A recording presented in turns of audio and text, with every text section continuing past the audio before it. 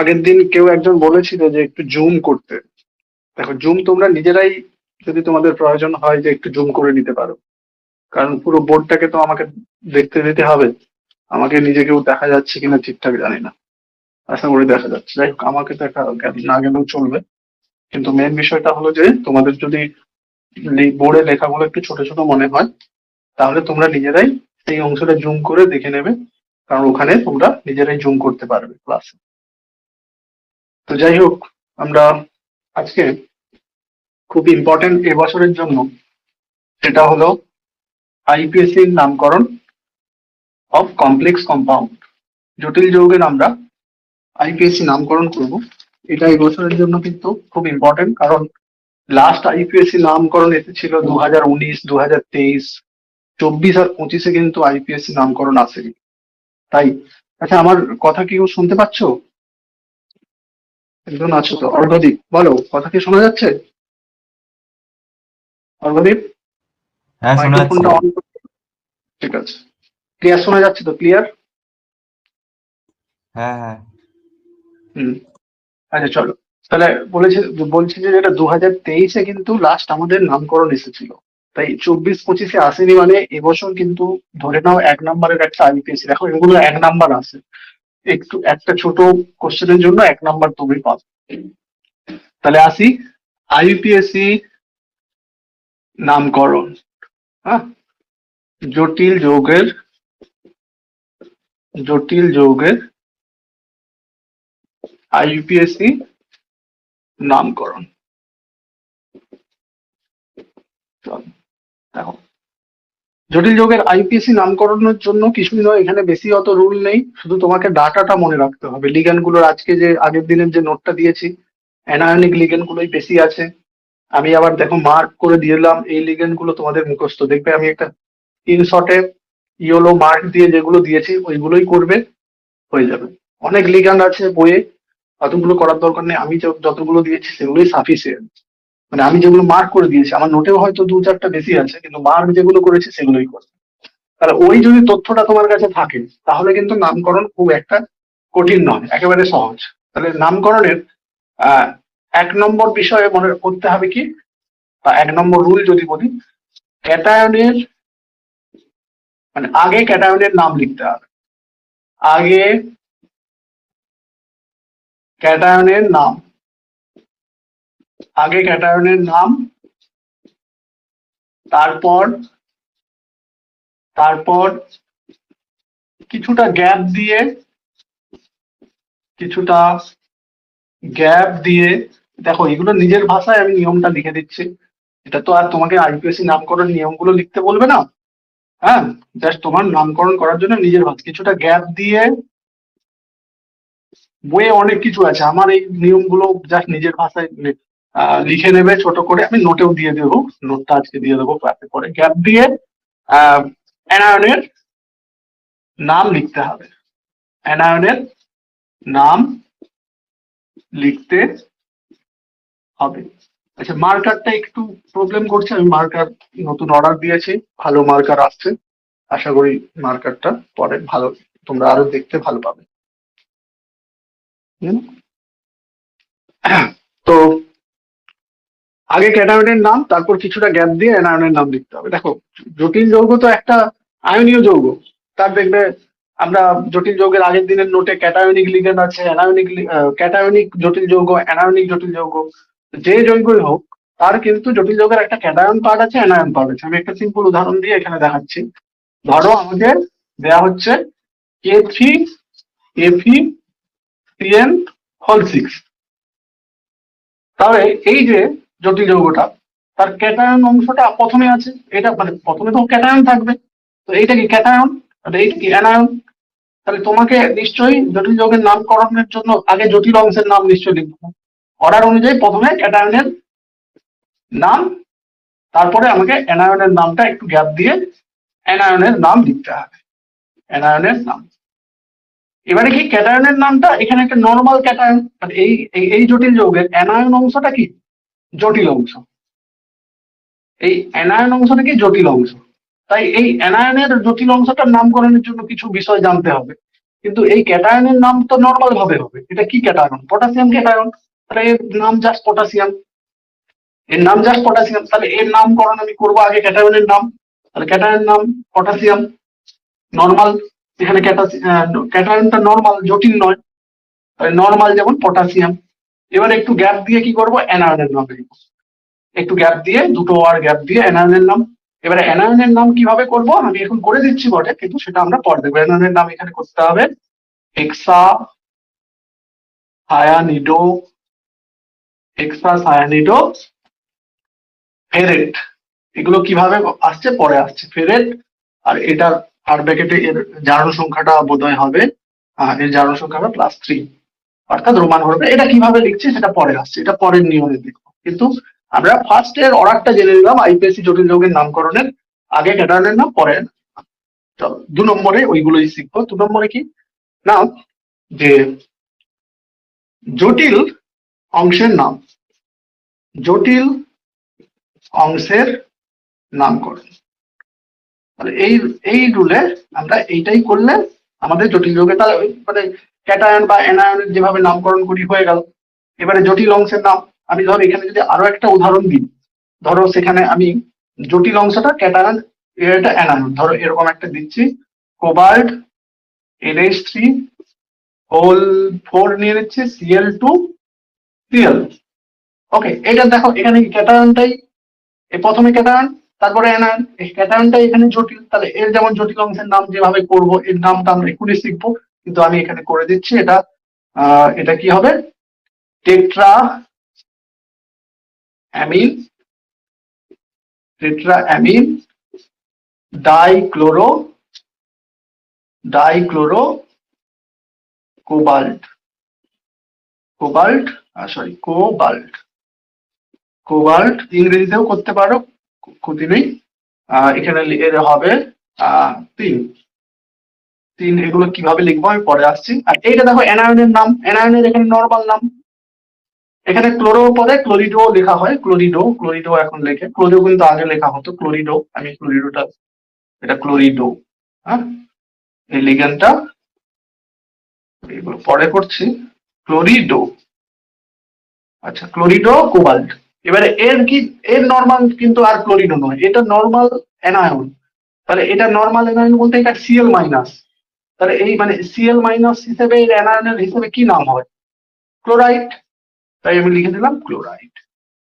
ওকে, এখানে যদি সালফেট থাকতো লিখতাম সালফেট, SO4 থাকলে কি লিখতাম, সালফেট। এরকম এরকম আমার। তাহলে উদাহরণ 1, উদাহরণ A আর উদাহরণ B। এবারে আমি বললাম যে এই জটিল অংশটা কিভাবে নামকরণ করবো, সেটাই আমি আসছি। জটিল অংশের নামকরণ কিভাবে করব, কিছু বুঝতে অসুবিধা হলে বলবে, আমি কানে কিন্তু আমি শুনতে পাবো তোমাদের কথা। আচ্ছা, তার জটিল অংশের নামকরণের জন্য প্রথম, এটা আমি ধরো সাব রুল একটা নিয়ে নিচ্ছে। প্রথমে লিগান্ডগুলির নাম ইংরেজি বর্ণক্রম অনুযায়ী লিখতে হবে, মানে আলফাবেটিক্যালি লিখতে হবে। ইংরেজি বর্ণক্রম অনুযায়ী লিখতে হবে, ইংরেজি বর্ণক্রম অনুযায়ী লিখতে হবে। থাকে না, বর্ণক্রম অনুযায়ী লিখতে হবে। ওকে, কিরকম বিষয় দেখো, আমি একটা উদাহরণ দিয়ে তোমাকে বুঝিয়ে দিচ্ছি। আচ্ছা, তার আগে আরেকটা রুল লিখে নিই, তারপরে আমরা দুটোকে একসঙ্গে উদাহরণ দিয়ে লিখব। সেকেন্ড কি না, যদি একই লিগ্যান্ড একাধিক থাকে, যদি একই লিগ্যান্ড একাধিক থাকে, তবে তাদের নামের পূর্বে কি লিখতে হবে, 2 এর জন্য লিখতে হবে ডাই, 3 এর জন্য লিখতে হবে কি, 3টে থাকলে লিখতে হবে ট্রাই, 4টা থাকলে লিখতে হবে টেট্রা, যেমন আমরা অর্গানিকের নামকরণে যেগুলো করেছি, পেন্টা, হেক্সা ইত্যাদি। হ্যাঁ, ইত্যাদি, নামের পূর্বে ইত্যাদি যোগ করতে হবে, যোগ করতে হবে। ওকে, তবে এইখানে একটা ব্র্যাকেটে কথা আমি লিখবো, এটা দু এক জায়গায় অ্যাপ্লাই হবে। যদি লিগানটি বাইডেন্টেড হয়, আগের দিন আমরা পড়েছিলাম, মানে যে সমস্ত লিগ্যান্ডের দুটো দাতা পরমাণু, মানে দুটো দাতা পরমাণু দিয়ে একসঙ্গে কেন্দ্রীয় পরমাণুর সঙ্গে যুক্ত, হ্যাঁ, সেগুলোকে আমরা কি বলি? বাইডেন্টেড। বাইডেন্টেড যদি লিগ্যান্ডটি বাইডেন্টেড, অ্যাকচুয়ালি বাইডেন্টেড বলাটা ঠিক নয়, এটা একটা বইয়ে আছে কিন্তু কথাটা তাহলে ভুলই আছে। যদি লিগ্যান্ডটি জৈব পশম হয়, জৈব পশম হয়, দেখো একটা দুটোই আছে এরকম, মানে লিগানটা জৈব হতে হবে। জৈব মানে কি? কার্বন যুক্ত লিগান, আর কি উইথ পশম, পশম জৈব লিগেন্ড যদি হয়, লিগেন্ডটি জৈব পশম হয়, মানে লিগেন্ডটা যেমন কি যেমন ধরো এক্সাম্পল কি আমাদের আছে ইথিলিন ডাইঅ্যামিন, মিথাইল অ্যামিন, এই দেখো এইটা মিথাইল অ্যামিন, এই লিগান। তার বা ধরো এই যে NH2 CH2 CH2 NH2, এটাকে আমরা শর্টে কি লিখি? শর্টেই বই মানে প্রশ্নে শর্টেই থাকে, মানে লিগানটার জায়গায় শর্টে এরকম ইএন ইউজ করা হয়, ইথিলিন ডাইঅ্যামিন এরকম ছোট ইএন ইউজ করা হয়।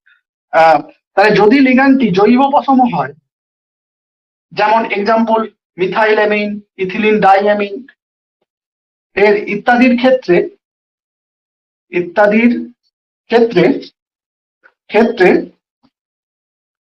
এই যে ডায়ের বদলে আমি লিখবো বিস, কি লিখবো? বিস, BIS, বাংলাতেই তোমরা করবে যারা বেশিরভাগ বাংলাতে করো। বিস, ত্রিশ, টেট্রাকিস, ত্রিশ, তাহলে কি বলছি? তিনের জন্য কি লিখবো? ত্রিশ। আমি এগুলো দিয়ে দেবো, কোনো অসুবিধা নেই। টেট্রাকিস, ওকে, ইত্যাদি লিখতে হবে। মানে যদি লিগানটা নর্মাল হয় তাহলে ওকে দুইয়ের জন্য ডাই, ট্রাই, টেট্রা ইত্যাদি। যদি লিগানটা জৈব পশম হয় তাহলে তোমাকে বিস, ত্রিশ, টেট্রাকিস এইগুলো যুক্ত করতে হবে। শুধু এই একটা দুটোর বেলায়, এইটার বেলায় আছে শুধু এইটাই, এই লিগানটা থাকে, ইথিলিন ডাইঅ্যামিন লিগানটা পরীক্ষায় মানে জৈব যৌগের মধ্যে থাকে, তো তার ক্ষেত্রে এটাই শুধু এই নিয়মটা মনে রাখতে হবে। তাহলে চলো আমি উদাহরণ দিয়ে বলি, উদাহরণ দিয়ে দেখাই। কালির সমস্যা, একটু দাঁড়াও।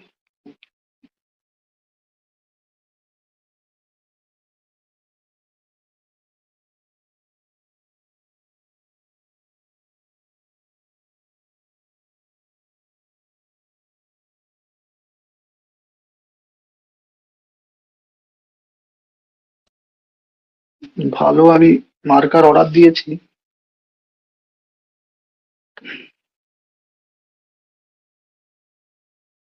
তাহলে ধরো আমি উদাহরণ কিছু নয়, আমি উদাহরণ অলরেডি আছে, আমি পরের নিয়মে চলে যাই। ধরো এইটা দেখো, এই যে জটিল যৌগটা করেছি, তাহলে এই জটিল অংশটার নামকরণের আগে আমরা কি করেছি? আগে লিগ্যান্ড গুলোর নাম করেছি। এটা তো কেন্দ্রীয় পরমাণু, এই কেন্দ্রীয় পরমাণুর নামের আগে তোমাকে আগে এই লিগান গুলো, এটা কি লিগান, এটা লিগান্ড, এই লিগান্ডের নাম আমরা মুখস্থ করেছি অ্যামিন, এই লিগান্ডের নাম আমরা মুখস্থ করেছি ক্লোরিডো। তাহলে এই যে অ্যামিন আর ক্লোরিডো আলফাবেটিক্যালি এ আগে, তারপর সি, তাহলে আমরা আগে অ্যামিনের নামকরণ করব। এবারে অ্যামিনটা কটা আছে? চারটা, তাই আমি টেট্রা অ্যামিন লিখেছি, কোনো গ্যাপ না দিয়েই তারপরে লিগেন্ডটা লিখতে হবে। ওকে, টেট্রা অ্যামিন ডাইক্লোরিডো, দেখো দুটো ক্লোরিন, তাই ডাইক্লোরিডো, তারপরে লিখছি কেন্দ্রীয় পরমাণু। এরপরে আমি আরো দুটো নিয়ম লিখছি, আরো দুটো আমাদের নিয়ম লাগবে। তাহলে আমরা লিগ্যান্ড গুলো নামকরণ কিভাবে করব না, এই এইটার আমি কথা বলে দিই যে এই যে টেট্রা, বিস, ত্রিশ, এটা কখন ইউজ করব, এরকম একটা আমরা উদাহরণ দিয়ে দেখাচ্ছি। ধরো আমাকে এইরকম একটা জটিল যৌগ দেওয়া হয়েছে, ধরো দেওয়া আছে এফি, এফি, আমি একটা আন্দাজে নিয়ে নিচ্ছি, EN2 NH3 ধরো, ইকুয়াল টু SO4। চলো, হ্যাঁ কেউ কিছু বলবে? বলো। হ্যাঁ স্যার, বলছি এই আইইউপ্যাক নামকরণের সময় যে জারণ সংখ্যাটা নির্ণয় করতে হবে, ওইটা কি সাইডে করে দেখিয়ে দেবো? আচ্ছা আসি, ওটা এখনো আসিনি তো, ওই তো এই দুটো নিয়ে পড়ছি। হ্যাঁ, তারপরে দ্বিতীয় রুল করি তখন বলছি। হ্যাঁ, আচ্ছা তাহলে এখন দেখো, আমি লিগ্যান্ডের নাম আগে লিখবো। তাহলে এটা জটিল অংশ, তাহলে জটিল অংশের এখানে জটিল অংশটা ক্যাটায়ন, তাহলে ক্যাটায়ন হিসেবে জটিল অংশের যেমন নামকরণ করা হয়, প্রথমে কি করা হয় না, লিগ্যান্ড গুলোর নাম। তাহলে এই লিগ্যান্ডটার নাম কি? Ethylene diamine. এর নাম কি? অ্যানিন। তাহলে ইথিলিন মানে ই, তারপরে এ, মানে ই আর এ, তাহলে আলফাবেটিক্যালি এ আগে, তাহলে আমরা লিখবো ডাই অ্যামিন, ডাই অ্যামিন। ওকে, তারপরে কি, এইখানে আমি বলছি যেহেতু এটা একটা ইথিলিন ডাইঅ্যামিন একটা জৈব পশম লিগ্যান্ড, তাই তাদের সংখ্যাটাকে, তাদের যদি একাধিক থাকে তার সংখ্যাটার আগে সেই দুই কথাটাকে ডায়ের বদলে এখানে কি লিখবো? 20। কি লিখবো? 20। 20 লিখে একটু হাইফেন দিয়ে, হ্যাঁ, কি লিখবো? Ethylene diamine. দেখো এরও একটা লজিক আছে কেন এটা করা হচ্ছে, সেটাও আমি বলছি। ইথিলিন ডাইঅ্যামিন একসাথেই লিখে দেবে, ইথিলিন ডাইঅ্যামিন। এর লজিকটা হলো, দেখো ডাই কথাটা এর এর নামের মধ্যেই ডাই আছে, তাহলে আবার কি ডাই ট্রাই ইত্যাদি ব্যবহার করাটা ঠিক হবে না। তাই এক্ষেত্রে ডাইয়ের বদলে আমি 20 কথাটা লেখা হয়। তাহলে ডাই, দেখো ডাই অ্যামিন 20, ইথিলিন ডাইঅ্যামিন। ওকে, বা এটা রুল যে জৈব পশম লিগ্যান্ড হলে তার নামের, তাদের সংখ্যাটাকে আমরা 20-30 দিয়ে লিখি। তাহলে ডাইঅ্যামিন 20, ইথিলিন ডাইঅ্যামিন। এবারে এখানে কি এটা এর কেন্দ্রীয়, এটা আমি পরে আসছি এটা কিভাবে লিখছি। এই অবধি আমরা এখনো শিখিনি, এটা কিভাবে করছি সেটা পরে আসছি। এর হবে, এর 2 হবে, আর সালফেট, সালফেট একটু গ্যাপ দিয়ে অ্যানায়নের নাম, বাস হয়ে গেল। ওকে, চলো এবার তুমি যেটা বলছো সেটাই আসছি। এবার আমরা কি করব, এই যে 3 নম্বর, এই 2-এর 3 নম্বর সাব রুলে আমরা কি লিখবো না, রুলটা হলো এই যে লিগ্যান্ড, লিগ্যান্ড গুলি লেখার পর, লিগ্যান্ড গুলি লেখার পর কেন্দ্রীয় ধাতব পরমাণুটির, পরমাণুটির নিম্নলিখিত ভাবে নামকরণ করব। নিম্নলিখিত ভাবে, নিম্নলিখিত ভাবে নাম লিখব, নাম লিখব। কেন নিম্নলিখিত, আবার কি এর মধ্যে দুটো বিষয় আছে। এই কেন্দ্রীয় ধাতব পরমাণুটার নাম দুভাবে আমাদের লিখতে হবে। কি কেন? এক, যে 1 নম্বরে কিভাবে লিখতে হবে, যদি, যদি কেন্দ্রীয় ধাতু ধাতব পরমাণুটি, কেন্দ্রীয় ধাতব পরমাণুটি ক্যাটায়নে, ক্যাটায়নে থাকে, তবে তার নর্মাল, নর্মাল নাম মানে কি বলবো, তার সাধারণ নামটি লেখা হবে।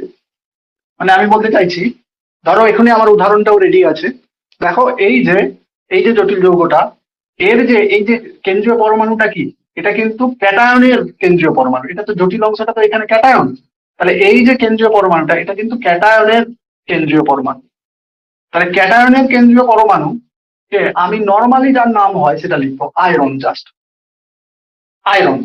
ওকে, আয়রন। কিন্তু যদি কেন্দ্রীয় ধাতব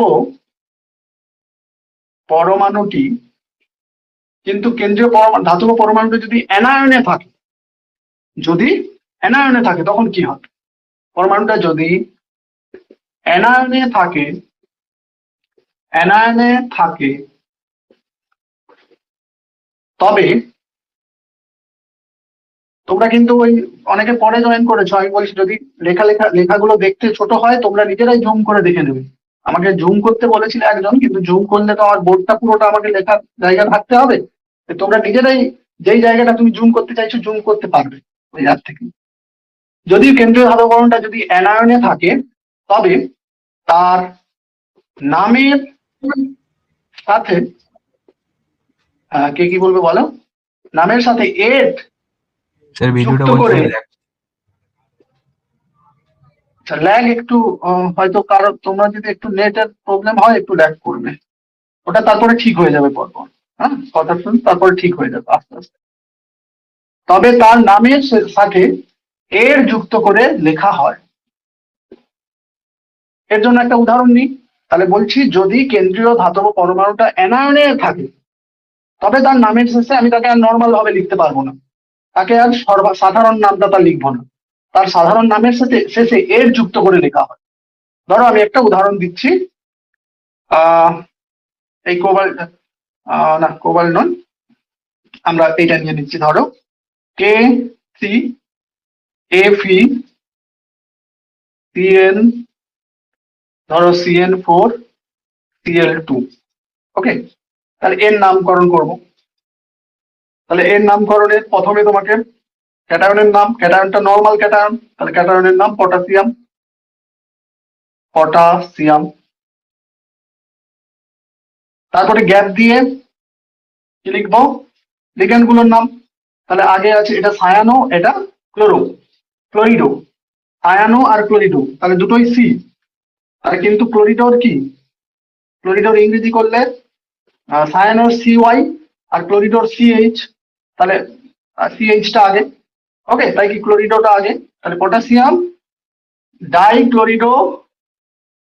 ডাইক্লোরিডো এইগুলোই জাস্ট তুমি লিগেন্ড গুলো মুখস্থ করলেই এটা হয়ে যাবে, মানে জৈব যৌগের নামকরণ হয়ে যাবে। ক্লোরিডো আগে আগে দেখো কেউ কেউ ক্লোরো ব্রোমো এগুলোও লিখলে হয়, এখনকার বইয়ে দেখছি এইটা থাকে, কিন্তু ক্লোরো ব্রোমো লিখলেও হয়। তাহলে ডাইক্লোরিডো এটা কি সায়ানিডো, তাহলে টেট্রা সায়ানিডো। আমরা কলেজে অবধিও এরকম সায়ানোকে আমরা সায়ানোই পড়ে আসছি, এখানে এখনকার বইগুলোতে দেখছি সব ও আইডো যুক্ত করে দিচ্ছে, সায়ানিডো।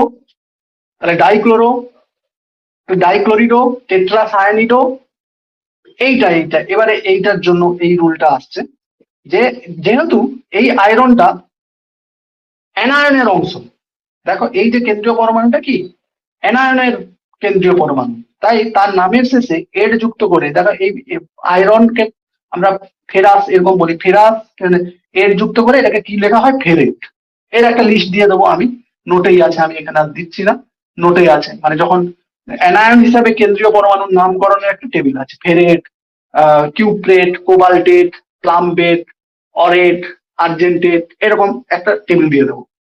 এরপরে তাহলে হয়ে গেল, দেখো এখানে যদি এটা ক্যাটায়ন হতো তাহলে কিন্তু শুধু লিখতাম আয়রন, দেখো এখানে আমরা আয়রন কি লিখলাম, আয়রন লিখলাম। কিন্তু এটা যদি আবার অ্যানায়নে থাকতো তখন আমরা আয়রন কি লিখছি, ফেরেট। এবারে এর থার্ড ব্র্যাকেটের মধ্যে আমরা এটা আসছি কিভাবে লিখছি থার্ড ব্র্যাকেটের মধ্যে, ওটা খুব একটা ইম্পর্টেন্ট পার্ট। এই যে থার্ড ব্র্যাকেটের মধ্যে যেটা লিখছি এটা আলাদা করেই কোশ্চেন আসে, এটাও আবার এটা আলাদা, মানে জারণ সংখ্যাটা লিখছি। এটা আমাদের হবে কত, 3 -3 -4 প্লাস, হ্যাঁ 6 3 হবে 3। ওকে, চলো এবারে আমরা এর শেষ নিয়মটা করছি। আচ্ছা মুছে দিচ্ছি এটা, তাহলে বুঝতে পারলে এই ব্যাপারটা কেন্দ্রীয় ধাতব পরমাণুটার নামটা লেখার। এবার আমরা ওই 2 নম্বর রুলের আমরা 4-এর বিষয়টাতে আসছি। 4-এর বিষয়টাতে ওই থার্ড ব্র্যাকেটের মধ্যে ফার্স্ট ব্র্যাকেটের মধ্যে যেটা লিখছি এটা কি, এবারে আমরা 4 নম্বর সাব রুলে 2 নম্বরের 4 নম্বর সাব রুলে লিখছি কি, কেন্দ্রীয় পরমাণুটির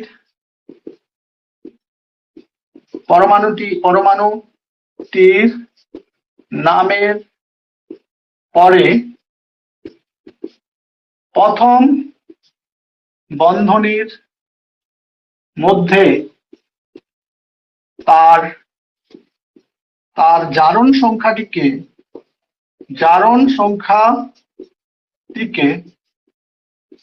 রোমান সংখ্যায় লিখতে হবে, রোমান সংখ্যায় লিখতে হবে। ওকে, এবারে এইটা কিন্তু খুব ইম্পর্টেন্ট, কারণ এটাই আবার আলাদা করে আমাদের বিভিন্ন জায়গায় দরকার হয়। নামকরণ করার ছাড়াও আমাদের কিন্তু এটা এমনিতেই শিখতে হবে, কেন্দ্রীয় পরমাণুর জারণ সংখ্যা বের করা। ওকে, তো কেউ বলছিলে যে কিভাবে এটা করবে, অবশ্যই তুমি ব্র্যাকেটের রাফে ওটা দেখিয়ে দিতে হবে, স্যাররাও তো দেখতে চায় যে কিভাবে বের করছো, অবশ্যই তোমাকে রাফে ওটা দেখাতে হবে যে কিভাবে তুমি জারণ সংখ্যাটা বের করছো। তো যেভাবেই হোক, পরিষ্কার করে না হলেও জাস্ট তুমি শর্টকাটে যেভাবে তুমি করেছো সেটা দেখালেই হয়, দেখাতে মানে রাফে দেখিয়ে দেবে। তাহলে আমি আসছি ওই পার্টটা। ধরো আমি এটারই করে নিই, এটা আমি কত করলাম, 2 করলাম, কেন 2 করলাম এখন আমরা পাবো। দেখো জারণ সংখ্যা বের করবো, একবারে তুমি লেফট সাইড থেকে যাবে, একবার লেফট সাইড থেকে যাও, যদিও এখানে লেফট সাইড থেকে জটিল অংশ আছে তাহলে কোনো চাপ নেই। আয়রনের জারণ সংখ্যা আমাকে বের করতে হবে, তাহলে যার জারণ সংখ্যা বের করবো সেটাকে এক্স লিখবো। এরকম তোমাকে আর যদি আলাদা করে প্রশ্ন থাকে যে এই জটিল যৌগটার কেন্দ্রীয় পরমাণুর জারণ সংখ্যা কত, তখন তুমি একটু ভাষা দিয়ে লিখবে যে ধরি এফের জারণ সংখ্যা, দেখবে আমার নোটে আছে, আগের নোটে, ধরি এফির জারণ সংখ্যা এক্স, ইথিলিন ডাইঅ্যামিন এর জারণ সংখ্যা 0, অ্যামিনের জারণ সংখ্যা 0, বা এগুলো নাম লিখলেও চলে, একবার ধরি লিখে তারপরে শুরু করে দেবে। এখন তো আর কিছু করতে হবে না, এখানে জাস্ট আমি এক্স ধরেছি, এটার জারণ সংখ্যা কত ধরেছি এক্স, এর জারণ সংখ্যা আমি এক্স ধরেছি।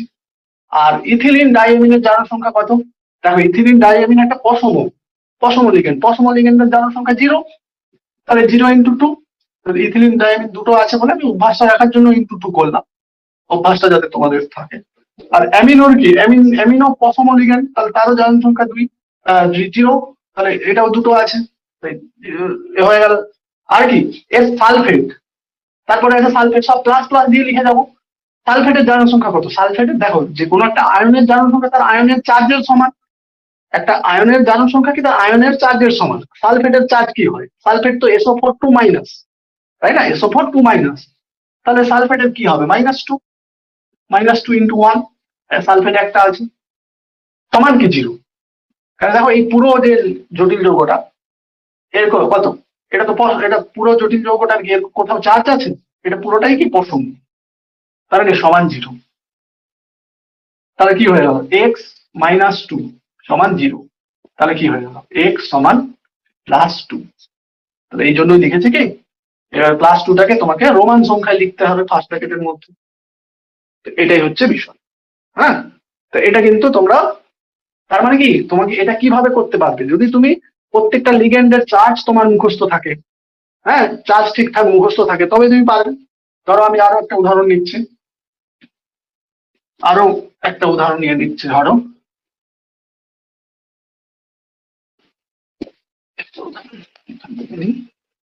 পরীক্ষায় এসেছে এমন,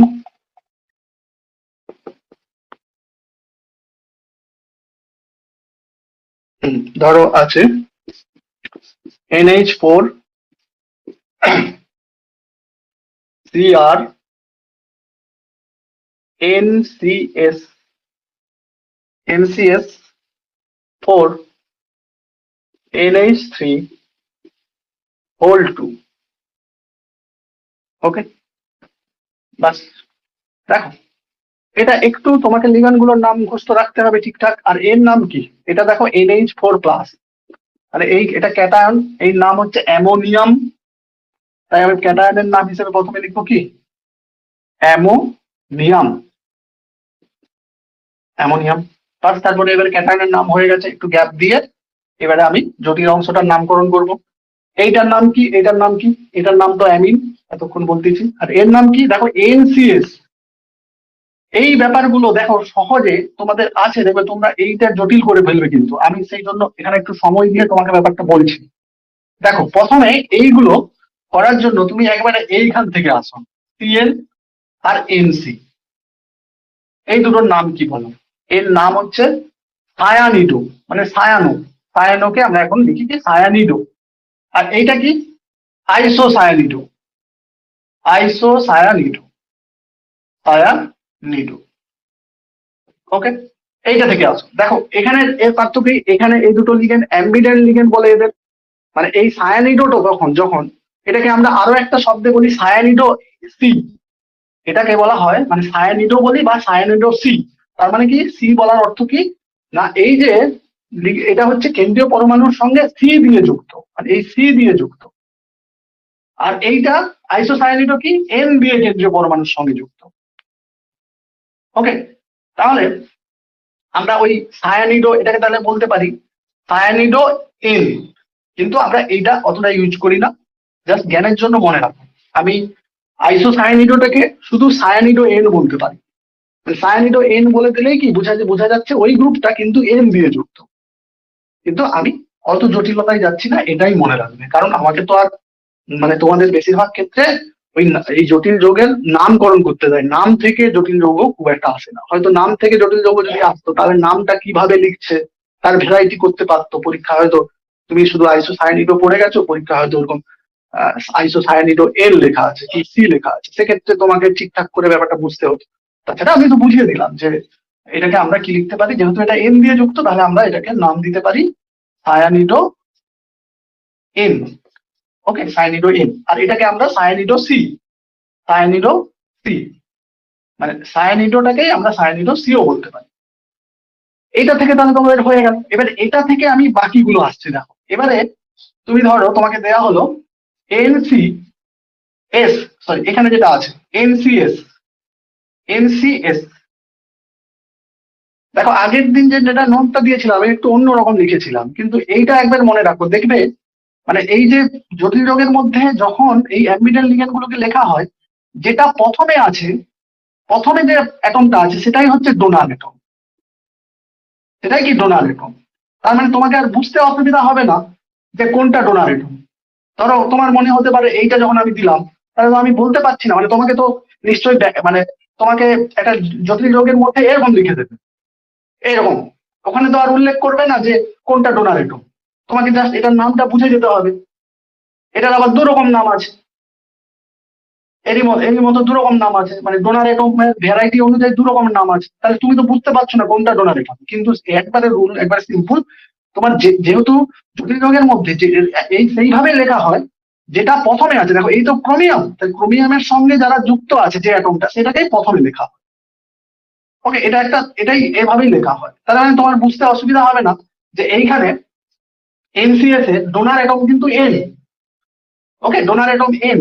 তাহলে এই লিগ্যান্ডটার নাম দেখো এন যখন হয় তখন কি আইসো, দেখো এন সি, তাহলে কি এখানে আইসো সায়ানিডো একটা কথাটা থাকবে, আইসো আইসো কথাটা মোটামুটি থাকবে। এন সি মানেই কি এখানে ডোনার অ্যাটম যেহেতু এন, ডোনার অ্যাটম যেহেতু এন, তাহলে এখানে আইসো কথাটা থাকবেই। এবারে সালফার থাকলে দেখো সালফারকে সবসময় থায়ো বলা হয়, থায়ো, যেমন আমার থায়ো হল। থায়ো কথাটা আছে, যখন সালফার আছে তখন থায়ো কথাটা আছে। তাই আমি এটাকে বলবো যে থায়ো আইসোসায়ানিডো। এস এর জন্য আমরা থায়ো কথাটা বলছি, সেটাকে থায়ো আইসোসায়ানিডো। থায়ো আইসো কেন বলছি এনসি, কারণ এন দিয়ে যুক্ত বলে, এবং এস হচ্ছে থায়োর জন্য, তাহলে থায়ো আইসো সায়ানিডো। ওকে, আবার যদি এটাকেই তাহলে আমি ঘুরিয়ে বলতে পারি, এভাবে যদি থাকতো, এভাবেও থাকতে পারতো, আর ব্র্যাকেটের মধ্যে এইভাবে আছে, তখন লিগ্যান্ডটা কিন্তু তোকে বুঝে যেত এস দিয়ে যুক্ত, কারণ এটাও অ্যাম্বিডেন্ট লিগ্যান্ড, এন দিয়ে যুক্ত থাকতে পারে বা এস দিয়ে যুক্ত থাকে। তার মানে কি এটা এন দিয়ে যুক্ত, মানে ডোনার অ্যাটম এন দিয়ে এসে যুক্ত। হ্যাঁ, এটির জন্য ওটা অন্য, এটা এমনি নামের। তাহলে এন দিয়ে যুক্ত, এস দিয়ে যুক্ত, তাহলে এস দিয়ে যখন যুক্ত তখন নিশ্চয়ই দেখো সিএনটা কিভাবে আছে, সায়ানাইডের মতো আছে, মানে সায়ানিডোর মতো আছে। তাই এটাকে কি লিখবো, থায়ো সায়ানিডো, থায়ো সায়ানিডো, থায়ো সায়ানিডো। ওকে, এইরকম বিষয়। তাহলে দেখো আরো একটা আছে, সেটা হলো এইটা সিএনও, সিএনও। দেখো এইটা হচ্ছে কি সায়ানিটো, এটা হচ্ছে সায়ানিটো, ঠিক আছে। তবে এখানে ডোনার অ্যাটম কি সি দিয়ে, ডোনার অ্যাটম, আচ্ছা সরি আমি একটু ভুল বললাম, CNO, তার মানে এইটা থাকবে OCN, OCN এইভাবে থাকবে, তার মানে এটা ও দিয়ে যুক্ত, ও দিয়ে যুক্ত।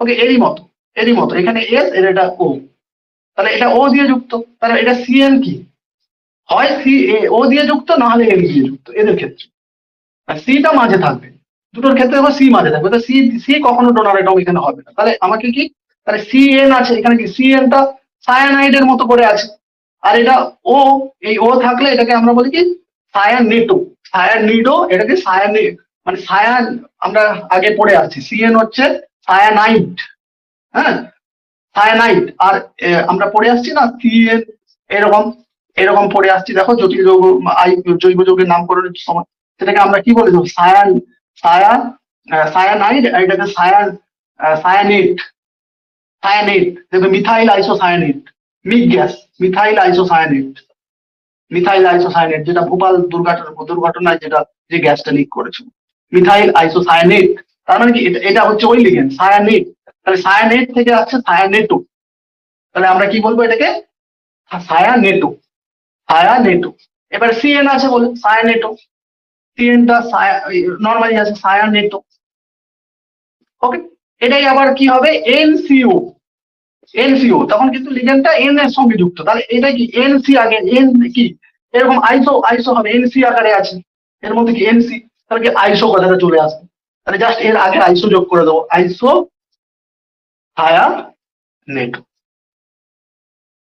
তাহলে দেখো এই যে কাপল গুলো, এইগুলো কিন্তু খুব সিরিয়াসলি মনে রাখবে। ওকে, তাহলে এখানে আমাদের আসছি নামকরণে, তাহলে আমি প্রথমে বলবো অ্যামোনিয়াম,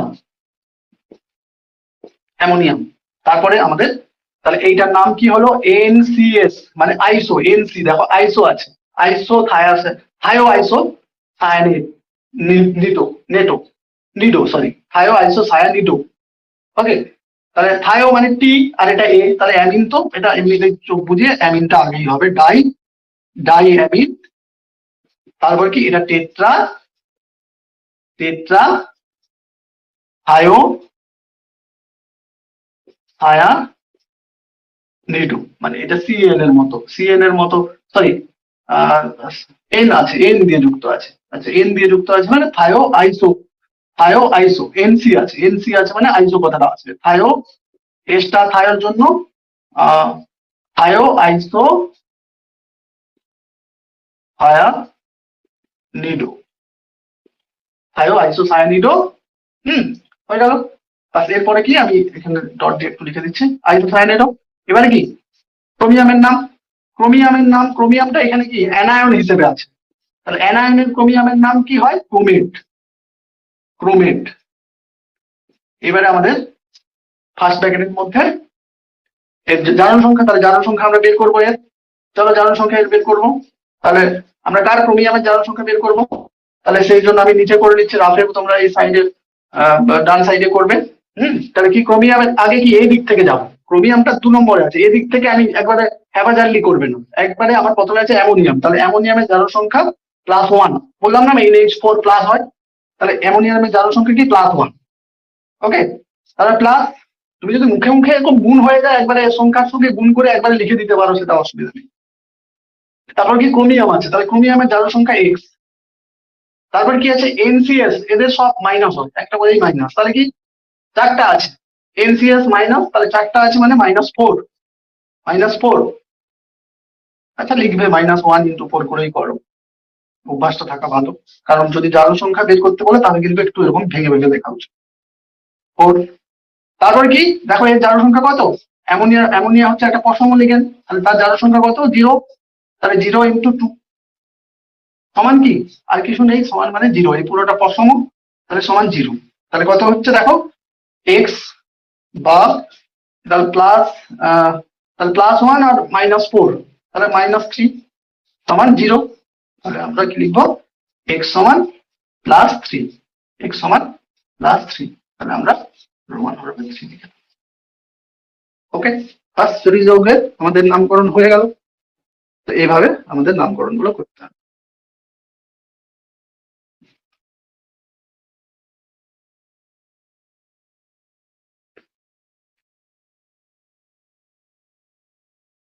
একটু আমার ক্যামেরাটা একটু দেখে নাও, এইগুলো এটা বোধহয় একটু ছাড়া হয়ে গেছে, একটু এটা দেখে নাও, কিন্তু আমি যেটা বললাম ক্লিয়ার ভাবে দেখে নাও যে একটু আহ এই কাপল গুলোর নাম তোমাদেরকে কিন্তু জোর জোর ভাবে সুন্দরভাবে করতে হবে। হুম, জোর জোর ভাবে করতে হবে। চলো,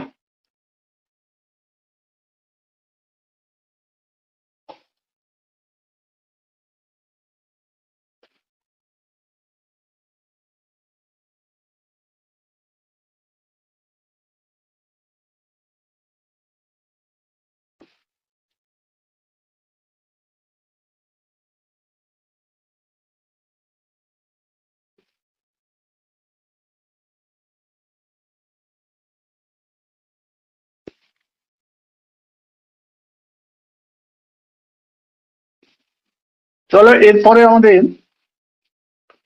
আছে এফেক্টিভ নিউক্লিয়ার নাম্বার, কার্যকরী পারমাণবিক সংখ্যা, কেন্দ্রীয় পরমাণুর কার্যকরী পারমাণবিক সংখ্যা, এফেক্টিভ নিউক্লিয়ার চার্জ, ইয়ান যাকে বলে। এটা কিন্তু আমাদের সিলেবাসে সুন্দরভাবে উল্লেখ করা আছে। সিলেবাসে এটা উল্লেখ এবারে কিন্তু আছে, অতএব এটা কিন্তু আমাদের ঠিক করে পড়তে হবে। ইয়ান নাম্বার, ওকে। চলো ব্যাপারটা একবারে সিম্পল। ইয়ান নাম্বার আমরা করব, ইয়ান নাম্বার নয়, ওখানে নম্বর কথাটা আছে, ইয়ান বের করব। কেন্দ্রীয় পরমাণুর ইয়ান নির্ণয়। ইয়ানের ফুল ফর্ম কি বললাম বলে দিই, এখানে নোটে আছে। Effective nuclear charge, nuclear number ইয়ান, ওকে। ও অ্যাটমিক নাম্বার পারমাণবিক সংখ্যা, অ্যাটমিক নাম্বার ইয়ান, ওকে। চলো, বিষয়টা কি না, ধরো একটা জটিল যৌগের মধ্যে, ধরো আমি জটিল একটা যৌগ নিয়ে নিচ্ছি, এই জটিল যৌগের মধ্যে কেন্দ্রীয় যে পরমাণুটা রয়েছে, এই জটিল যৌগের কেন্দ্রীয় পরমাণুটা হচ্ছে এফি। এই এফির এফেক্টিভ অ্যাটমিক নাম্বার কত? এফেক্টিভ অ্যাটমিক নাম্বার, ধরো এমনি আয়রনের অ্যাটমিক নাম্বার কত? 26। এমনি আয়রনের অ্যাটমিক নাম্বার 26, তাহলে কি এই যৌগের মধ্যে আয়রনের এফেক্টিভলি অ্যাটমিক নাম্বার 26 আছে? না, নিশ্চয়ই নয়, তার থেকে বেশি নিশ্চয়ই হবে, কারণ এর সঙ্গে অনেকে যুক্ত।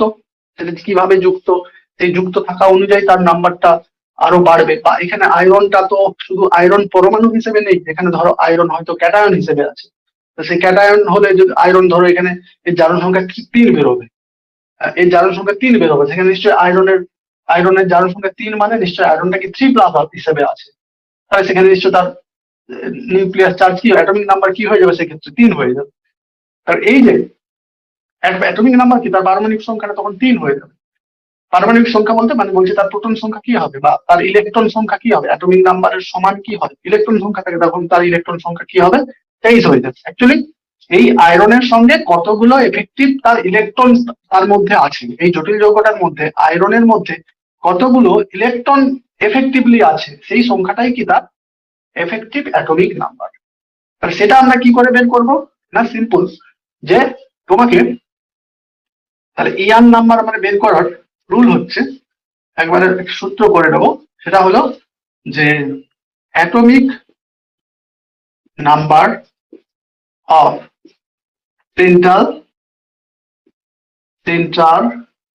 মেটাল অ্যাটম, সেন্ট্রাল মেটাল, যে যার আমি ইয়ান নাম্বার করব তার অ্যাটমিক নাম্বারটা আগে লিখে নেবো, সেন্ট্রাল মেটাল অ্যাটম, ওকে।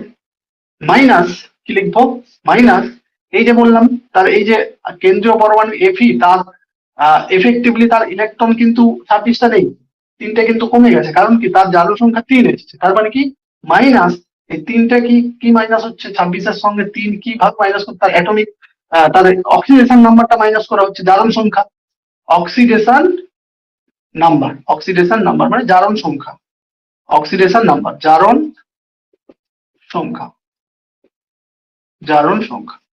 ওকে, প্লাস এইখানে দেখো প্লাসটা, এর সঙ্গে প্লাসটা এখান থেকে লিখি, তাহলে প্লাস কি না লিগ্যান্ড বা coordination number into 2, coordination number. এটা কেন হচ্ছে দেখো, কোঅর্ডিনেশন নাম্বার 2 কেন করা হচ্ছে দেখো, আমি যদি এর একটু স্ট্রাকচারটা করি তাহলে আমরা পাবো যে এফির সঙ্গে এরকম সিএন গুলো যুক্ত আছে, এখানে সিএন এর বদলে আর ধরো অন্য লিগ্যান্ডও থাকতে পারে, আমি একটা সিম্পল এখন নিয়ে দিচ্ছি, তাহলে এগুলো কিন্তু কোঅর্ডিনেট বন্ড করে আছে, তার মানে প্রত্যেকটা লিগ্যান্ড একটা করে দুটো করে ইলেকট্রন দিচ্ছে। কোঅর্ডিনেট বন্ডে কি যে ইলেকট্রন দেয় সে দুটো ইলেকট্রন দেয়, সবাই কিন্তু দুটো করে ইলেকট্রন দিচ্ছে, তার মানে এই আয়রন এফেক্টিভলি দুটো করে একটা লিগ্যান্ডের কাছ থেকে দুটো করে পাচ্ছে।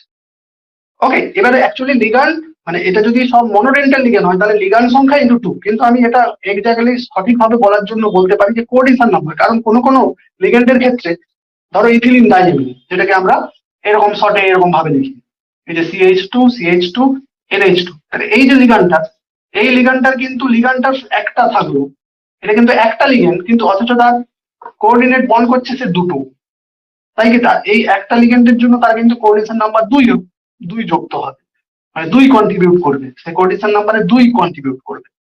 তাহলে সেই জন্য বলে দেওয়া ভালো যে, বা বলতে পারি যে এইটা কি কোঅর্ডিনেশন নাম্বার মানে যতগুলো কেন্দ্রীয় পরমাণুর সঙ্গে, আমরা আগেই আলোচনা করেছি ফার্স্ট নোটে, যে কেন্দ্রীয় পরমাণুর সঙ্গে যতগুলো ডোনার অ্যাটম যুক্ত, যতগুলো যুক্ত সেটাই কি তার কোঅর্ডিনেশন নাম্বার। তার কোঅর্ডিনেশন নাম্বারের সঙ্গে কারণ যতগুলো ডোনার অ্যাটম ততগুলোই করে দুটো ইলেকট্রন দিচ্ছে, তাই কি ইনটু 2।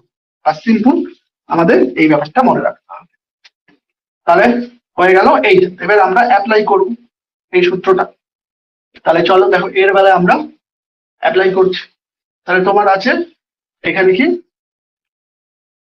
ইয়ান নাম্বার এফ এর, তাহলে ইয়ান নাম্বার আমরা করছি ইয়ান সমান ইয়ান বলে দেবে এফি ইয়ান কেন্দ্রীয় পরমাণু এফি, বা শুধু ইয়ান বললেই চলবে।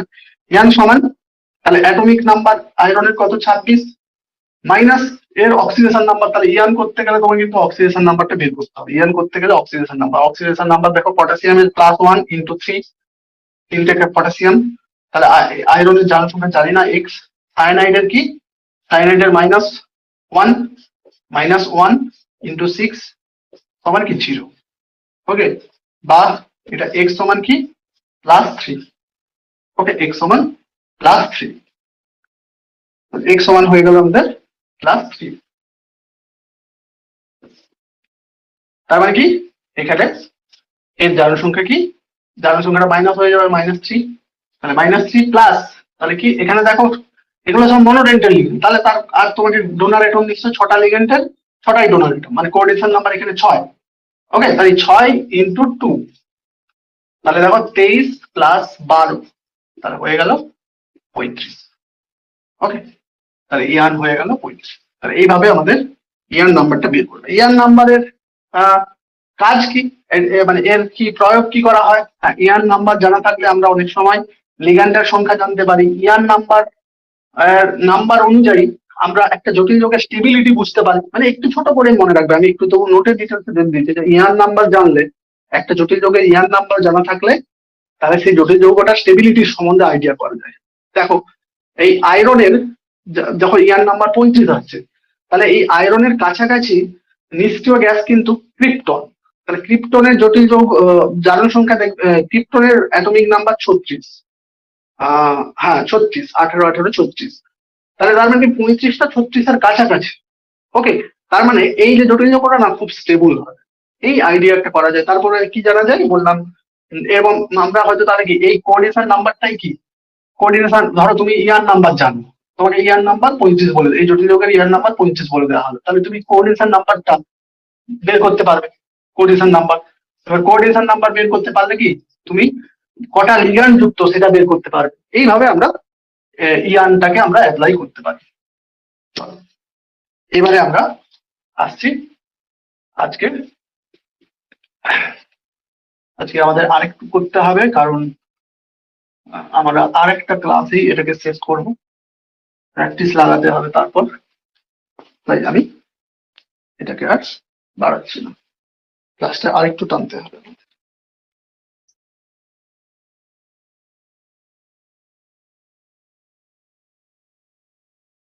তোমরা কিন্তু ক্লাসে থাকো না, অথচ কোশ্চেন কিন্তু হোয়াটসঅ্যাপে আমাকে পার্সোনালি 1000 পাঠাও, আর সেই 1000 পাঠানোর কোশ্চেনের মধ্যে অনেক কোশ্চেনই আমি দেখতে পাই সেটা আমার ক্লাসে না থাকার প্রভাব।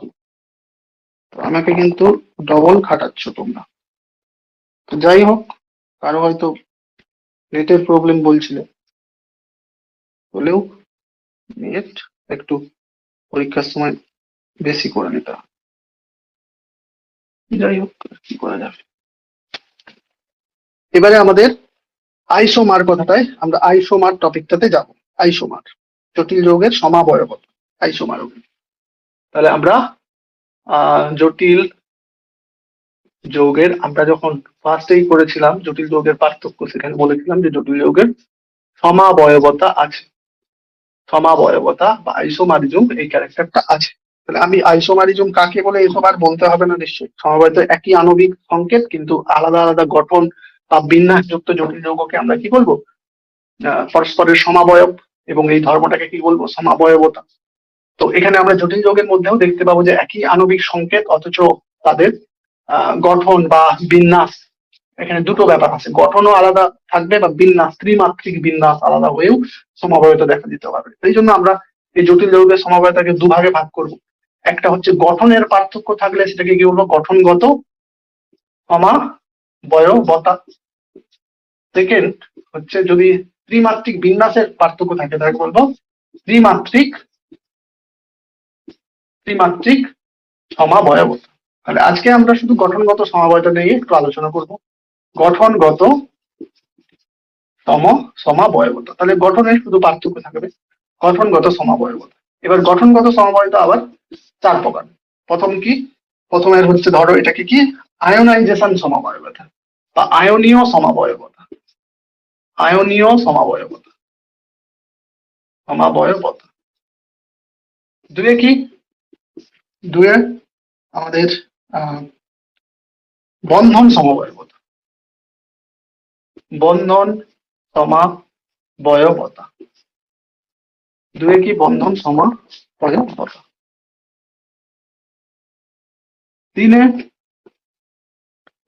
তিনে হচ্ছে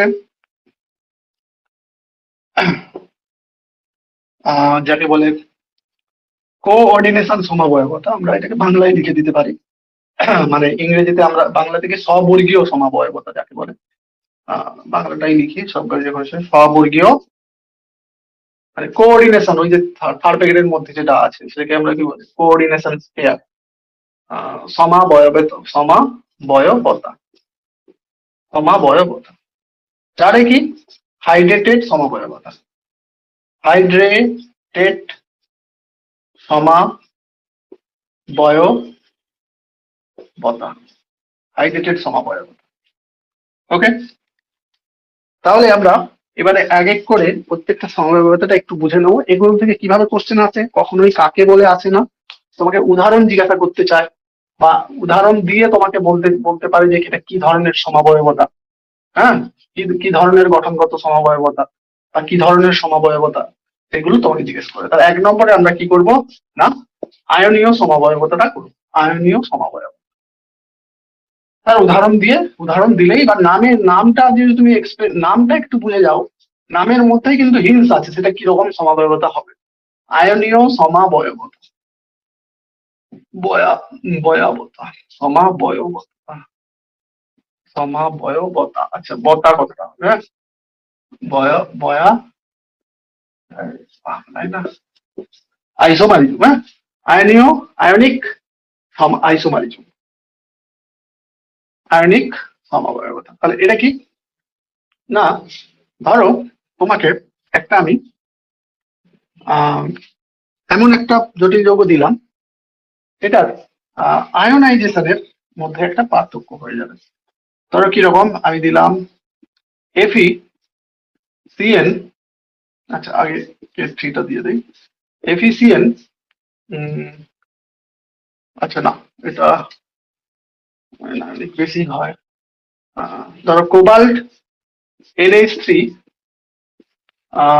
NH3 OL4 Cl2 SO4 ওকে। তাহলে দেখো এইটার সঙ্গে যে সমবায়তা যাবে সেটা কি না, কোবাল্ট NH3 4। এবারে দেখো আমি কি করলাম, ধরো একটা ক্লোরিনকে বাইরে একটা সালফেটকে ভিতরে ঢুকিয়ে দিলাম। দেখো আমার তো টোটাল কিন্তু এর কেন্দ্রীয় পরমাণু এমন ভাবে করবো তার জন্য লিগানটা যেন এর মধ্যে 6 থাকে। আমি দুটো ক্লোরিনকে বাইরে বের করে সালফার একটাকে ঢোকাতে পারবো না। তখন কি, যদি দুটো ক্লোরিন বাইরে চলে যায় আর একটা সালফেট ভেতরে চলে আসে, তখন লিগেন্ড সংখ্যা কি হয়ে যাবে, সালফেটের একটা 5টা হয়ে যাবে। সেটা তোমাকে 6টা মেনটেন করতে হবে। তাহলে আমি কি করবো, একটা ক্লোরিনকে আমি বের করে দিচ্ছি আর সালফেটটাকে আমি ভেতরে নিয়ে চলে আসছি। সালফেটটাকে এর ভেতরে নিয়ে চলে, আমি সালফেটটা তাই আগে একটু লিখে নিই। SO4 ব্র্যাকেটের মধ্যে দিবেন, এটা যেহেতু SO4 দুটো অংশ আছে। হ্যাঁ, তাহলে Cl আর এই যে একটা Cl কে আমি বাইরে করে দিলাম, একটা Cl বাইরে চলে গেছে। তাহলে এই যে দুটো জটিল যৌগ পরস্পরের কিন্তু দেখো একই সংকেত, একই গঠনও একই। দেখবে এটাও আমি 6টা, এই কোবালকে 6টা, আমরা যখন ত্রিমাত্রিক সমবায়তা করবো তখন দেখবে এর গঠনটা দেখবো আমরা। তখন দেখবো যে এটা একটা মানে অক্টাহেড্রালের মতো গঠন। 6টা লিগেন্ড, 6 যখন কোরিশন নাম্বার তার অক্টাহেড্রাল হয়। হ্যাঁ, তাহলে গঠনটা দেখবে একই। কিন্তু কি, এই দুজনের মধ্যে কিসের পার্থক্য না, আয়োনাইজেশনের পার্থক্য। মানে আয়োনাইজেশনের পার্থক্য বলতে একে যদি আমি আয়নিত করি তাহলে কি কি আয়ন তৈরি হবে। তাহলে এর ক্ষেত্রে কি আয়ন তৈরি হবে, কোবাল্ট NH3 OL4 Cl2। এটা কি 2+, কেন বলছি 2+, কেন আমি পরে আসছি। SO4 2-, SO4 যেহেতু 2-, তাহলে এটা যেহেতু অ্যানায়ন কি 2-, তাহলে এটা নিশ্চয়ই ক্যাটায়ন 2+। এটা যদি আয়নিত হয় তাহলে কি হবে, কোবাল্ট NH3OL4 ওকে SO4 Cl। এটা কি, দেখো Cl কি হয়, Cl-, তাহলে এইটা নিশ্চয় প্লাস, শুধু প্লাস। তাহলে সিম্পল দুটো পরস্পর সমাবয়ব, তাদের কিসের পার্থক্য না, তারা যদি আয়নিত হয় সে আয়নের পার্থক্য। এটা এই আয়ন, এই জটিল যৌগের ক্ষেত্রে এই দুটো আয়ন, আর এর ক্ষেত্রে দেখো আয়নের দুটো পার্থক্য রয়ে যাচ্ছে, অথচ দেখো তাদের সংকেত স্ট্রাকচার সব একই। তাহলে এই জন্যই এটাকে বলা হচ্ছে আয়োনাইজেশন সমাবয়বতা। তোমাকে উদাহরণটা বুঝতে হবে, একটা দুটো উদাহরণ মুখস্থ করবে। যদি এরকম কোশ্চেন আসে একটা আয়নীয় সমবায়তার উদাহরণ দাও, তাহলে একটা দুটো যেভাবে নোটটা দেবো একটা দুটো উদাহরণ মুখস্থ রাখবে, আর যদি তোমাকে সংকেত দিয়ে তোমাকে জানতে চাই যেটা কি সমাবয়ত, তখন তুমি এই গল্পটা দেখবে যে কি হচ্ছে। মানে বিষয় এখানে কি হচ্ছে যে এই জটিল যৌগে মানে আয়নিক স্পেয়ার থেকে যেটা মানে সরি কোঅর্ডিনেটেড স্পেয়ার থেকে আয়নিক স্পেয়ারে দুজনের মধ্যে একটা এক্সচেঞ্জ হচ্ছে। হ্যাঁ, তবে কি মানে একটা লিগান্ড বাইরে চলে যাচ্ছে, বাইরের অংশের ভেতরে এরকম এক্সচেঞ্জ যদি হয় তবে কি বলবেন এরকম ব্যাপারটা হয়। ওকে, তাহলে এটা সাধারণত কিন্তু মানে ক্যাটায়নিক লিগ্যান্ডের ক্যাটায়নিক জটিল যৌগের ক্ষেত্রেই দেখা যায়। মানে প্রথমটা যেন জটিল অংশ হয় তবেই এই এক্সচেঞ্জটা হয়। মানে ক্যাটায়ন তো আর ভেতরে ঢুকে যাবে না। হ্যাঁ, ক্যাটায়ন এখানে কেন্দ্রীয় পরমাণু, তাই এইগুলো সাধারণত এই ধরনের লিগ্যান্ড সাধারণত ক্যাটায়নিক জটিল যৌগের ক্ষেত্রে, অর্থাৎ যে জটিল অংশটা ক্যাটায়ন তাদের ক্ষেত্রে কিন্তু এই সমাবয়বতা বেশিরভাগ ক্ষেত্রে দেখা যায়। সেকেন্ডলি আপনি আমাদের কি ছিল, সেকেন্ডলি আমাদের ছিল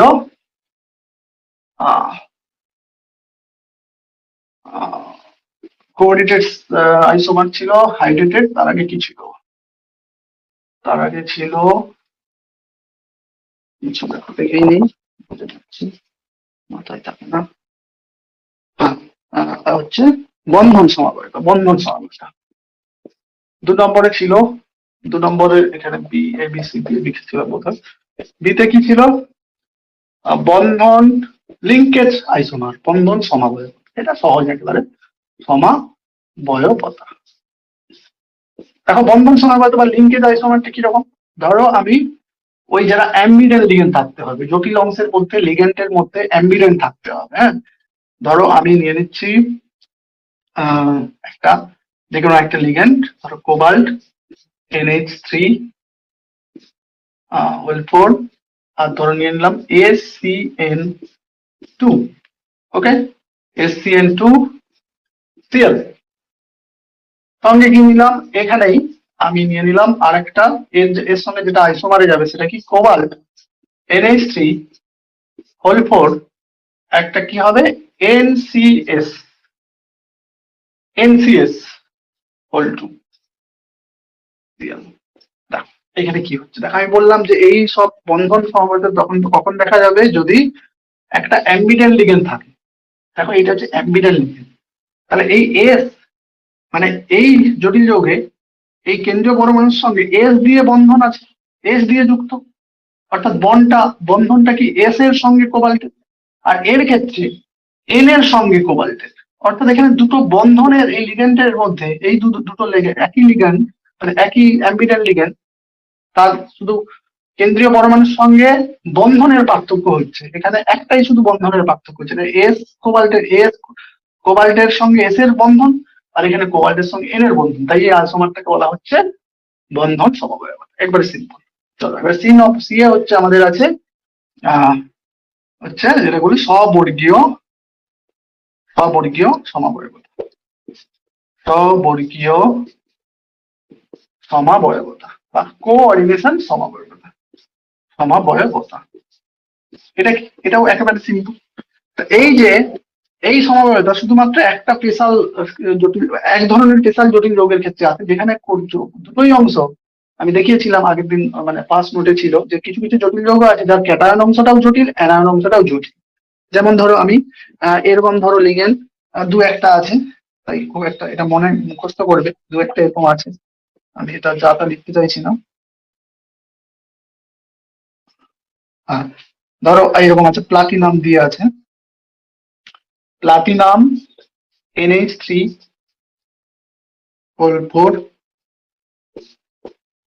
এর সঙ্গেই, মানে এটা একটাই ক্যাটায়ন অংশটাও জটিল, অ্যানায়ন অংশটা জটিল। অ্যানায়ন অংশটা কি আছে, কোবাল্ট CN6 এই। ওকে, তাহলে এটা একটা জটিল যৌগ যার ক্যাটায়ন অংশটাও জটিল, অ্যানায়ন অংশ জটিল। এবারে এর সঙ্গে যে আইসোমারটা কি হবে না, এখানে কি হচ্ছে না, দেখো নামের মধ্যে আছে দেখুন এখানে বন্ধনের মধ্যে ছিল, বললাম না প্রত্যেকটা নামের মধ্যে স্ববর্গীয় সমাবয়বতা, মানে কোঅর্ডিনেশন স্পেয়ারটা আছে, এটাকে স্ববর্গীয় মানে কোঅর্ডিনেশন স্পেয়ারটার মধ্যে পার্থক্য, তাহলে সেই পার্থক্যটা কিভাবে হবে না, ভাবো এই যে কোবাল্টটা এখানে চলে আসছে, প্লাটিনামটা এখানে চলে আসছে, তাহলে তখন কি পুরো কোঅর্ডিনেশন স্পেয়ারটাই চেঞ্জ হয়ে যাবে। তাহলে আমি কি এইটা কি করবো, এখানে কোবাল্টকে আনবো, কোবাল্ট আর লিগ্যান্ড গুলো যেমন আছে তেমন থাকবে, আর ক্যাটায়ন হিসেবে যেটা আছে সেখানে সব একই থাকবে, NH3 ওকে। আর কি করলাম, প্লাটিনামটাকে আমি ওখানে নিয়ে চলে এলাম, প্লাটিনাম CN6। এইটা হচ্ছে দেখো স্ববর্গীয় স্থান, মানে একবারে কোঅর্ডিনেশন স্পেয়ারটাই চেঞ্জ হয়ে গেল। এর কোঅর্ডিনেশন স্পেয়ারে প্লাটিনাম ছিল কেন্দ্রীয় পরমাণু, এখানে কোঅর্ডিনেশন স্পেয়ারে কোবাল্ট হচ্ছে, এখানে দেখো কোবাল্ট ছিল এর কেন্দ্রীয় পরমাণু, এখানে প্লাটিনাম হচ্ছে কেন্দ্রীয় পরমাণু, মানে পুরো স্পেয়ারটা চেঞ্জ হয়ে যাচ্ছে বলে কোঅর্ডিনেশন স্পেয়ার। এরপরে আছে আমাদের হাইড্রেটেড, এটা একবারে এসেছিল এক বছর এটা পরীক্ষায় এসেছিল, হাইড্রেটেড সমাবয়বতা। এটাও একবারে একটা মুখস্থ করবে, এর উদাহরণ কিন্তু বেশি নেই, এটা কিন্তু মুখস্থ করবে, বা উদাহরণ থাকলে মানে উদাহরণ দিতে বললে মুখস্থ করবে, আর কোশ্চেন থাকলে সেটা মানে কোন ধরনের সেটা সহজ হয়ে যাবে বুঝতে। হাইড্রেটেড সমাবয়বতা মানে একটা জলের ব্যাপার আছে, জল দিয়ে একটা পার্থক্য আছে, হাইড্রেটেড সমাবয়বতা। ওকে, হাইড্রেটেড সমাবয়বতা। এখানে কি হচ্ছে না, এমন একটা জটিল রোগও নিলাম যেখানে কি হচ্ছে না, যে জটিল রোগের মধ্যে জল অণু আছে, এবং সেই জল অণুর পার্থক্য হচ্ছে, জল অণু কি হচ্ছে তার আয়নিক স্পেয়ার আর কোঅর্ডিনেশন স্পেয়ারে জল অণুর পার্থক্য হচ্ছে। ধরো আমি একটা নিলাম ক্রোমিয়াম H2O6 Cl3, এইটা হচ্ছে আমার প্রথম জটিল যৌগ। এর সঙ্গে যেগুলো দুটো আরো যৌগ পাবো এর সঙ্গে, তারা পরস্পর হাইড্রেটেড সমবায়বতা তাদের গুণ, ঠিক না। এখানে দেখো ক্রোমিয়ামের কোঅর্ডিনেশন নাম্বার কিন্তু 6 রাখতে হবে, তাহলে আমি কি করব, ক্রোমিয়ামের এইখানে 5টা জল করে দিলাম, তাহলে 5টা নিশ্চয় আরেকটা কোঅর্ডিনেশন নাম্বার, অর্থাৎ আরেকটা লিগ্যান্ড লাগবে, তাহলে সেই এই বাইরে থেকে একটা ক্লোরিনকে কি করলাম ভেতরে ঢুকিয়ে দিলাম। ওকে, 6 হয়ে গেল। তাহলে কি এবারে দেখো, তাহলে এখানে বাইরে কটা বেঁচে থাকলো, দুটো ক্লোরিন। এই যে একটা জল একটা কমিয়ে দিয়েছিলাম, সেই জলটা কি এখানে এটা কেলাস জল হিসেবে এর সঙ্গে যুক্ত থাকে। এটা কেলাস জল, কিন্তু জটিল যৌগে কিন্তু কেলাস জল থাকে। কিছু কিছু জায়গায় আমি বলছি কেলাস জল থাকে না, বলেছিলাম জটিল যৌগে, কিন্তু সেই পার্থক্য যখন করেছিলাম এই দু একটা এক্সেপশনালি এখানে কিন্তু কেলাস জল হিসেবে এটা। ওকে, তাহলে জল হয়ে গেল। এবারে আরো আমরা করতে পারি, আরো একটা করতে পারি। সেটা কি? আরো একটা পেতে পারি আইসোমার এর সাথে। আমরা এটাকে 4 করে দিলাম, তখন ক্লোরিনকে কি দুটো নিয়ে চলে আসবো, দুটো ক্লোরিনকে। তাহলে এখান থেকে দুটো ক্লোরিন ভেতর ঢুকে গেল, দুটো জল বাইরে চলে গেল। তাহলে এখানে দুটো ক্লোরিন চলে গেল, মানে একটা ক্লোরিন এখানে থাকলো। তাহলে একটা ক্লোরিন আর দুটো তাহলে জল বেরিয়ে গেছে, তাহলে দুটো আমাদের এই জল কেলাস জল হিসেবে বেরিয়ে গেল। তাহলে আর কি দুটো ক্লোরিনকে ঢোকাতে পারবো? হ্যাঁ, তিনটে ক্লোরিনকেও আমরা কিন্তু ঢোকাতে পারবো। এরপরেও আমরা তিনটে ক্লোরিনকেও ঢোকাতে পারি। তিনটে ক্লোরিন, হ্যাঁ না, তিনটে ক্লোরিনকে ঢোকাতে পারি না। কারণ কি জানো তো, তোমাকে এই অংশটা সবসময় ক্যাটায়ন বজায় রাখতে হবে। কি হচ্ছে দেখো, আমি যদি এটা এটা যদি আমি যদি কি হচ্ছে দেখো, তোমার দেখালে বুঝতে পারবে, করে দিই তাহলে বুঝতে পারবে। আমি ধরো আমি কি বলছিলাম, আমার প্ল্যানটা ছিল এটাকে তিনটে করে দেবো, ক্লোরিন তিনটেকে বাইরে নিয়ে চলে আসবো, কেলাস জল হিসেবে তিনটে কেলাস জল বাইরে। কিন্তু এটা হবে না, কারণ দেখো এই অংশটা তোমাকে ক্যাটায়ন হিসেবে রাখতে হবে। ওকে, না হতে পারে, এটা বইয়ে নেই, হতে পারে এটা পশম হয়ে যাবে। এটা তখন পশম লিগেন্ড, মানে এই অংশটা পশম। এই তো এখানে ক্রোমিয়াম 3+, এই ক্রোমিয়াম 3-, এই তিনটে ক্লোরিন যদি তখন পশম হয়ে যাবে। হতে পারে এটা 3-, 3+, আই ডোন্ট নো। ক্রোমিয়ামের জারণ সংখ্যাটাকে বজায় রাখতে হবে। ক্রোমিয়ামের জারণ সংখ্যা এখানে কত হচ্ছে? 3। এখানে যদি জারণ সংখ্যাটা, জারণ সংখ্যা চেঞ্জ হবে ক্রোমিয়ামের, এখানেও 3।